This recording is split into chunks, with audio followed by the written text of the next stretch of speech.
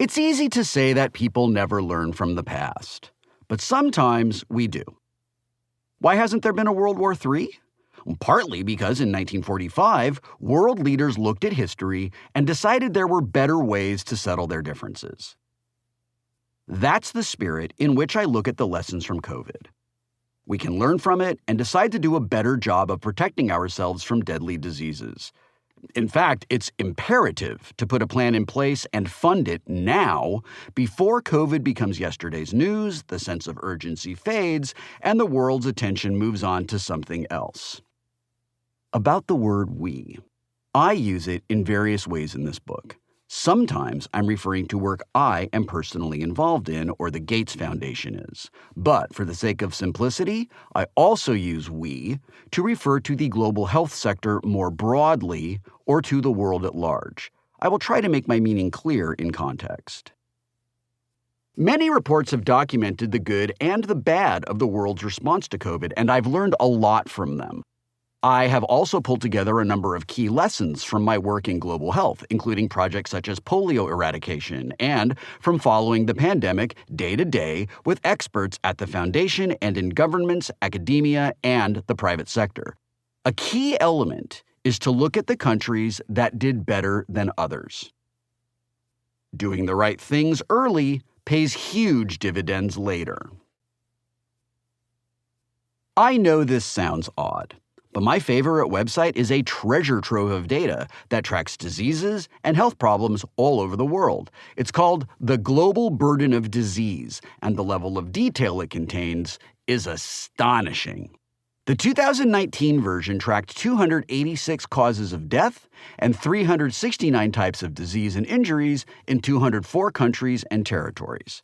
If you're interested in how long people live, what makes them sick, and how these things can change over time, this site is the best source. There is a link to it in your PDF. I can spend hours at a time looking at the data.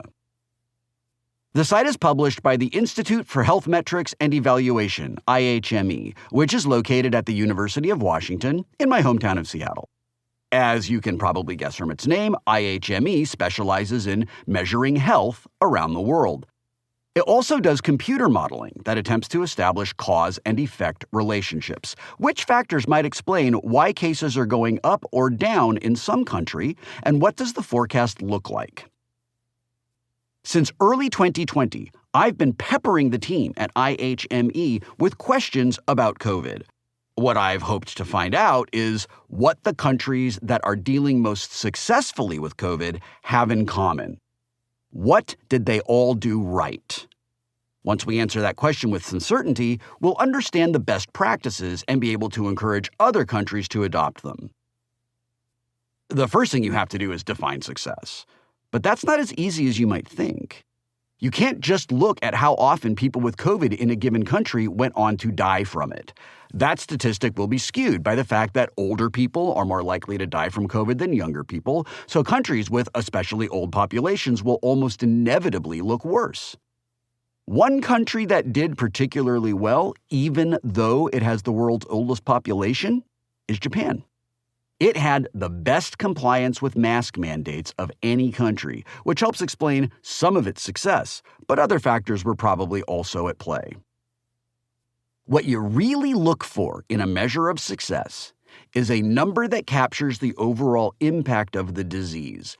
People who die of heart attacks because the hospital is too overwhelmed by COVID patients to treat them ought to be counted just as much as people who die of the disease itself. There's a measure that does exactly that. It's called excess mortality, and it includes people who die because of the disease's ripple effect, as well as those who die directly from COVID. It's the number of excess deaths per capita in order to account for the size of a country's population. The lower your excess mortality, the better you're doing. In fact, some countries' excess mortality is actually negative. That's because they had relatively few deaths from COVID, and there were also fewer traffic accidents and other fatal incidents because people were staying home so much more. Toward the end of 2021, America's excess mortality was more than 3,200 per million people, roughly on par with Brazil's and Iran's. Canada's, by contrast, was around 650, while Russia's was well over 7,000.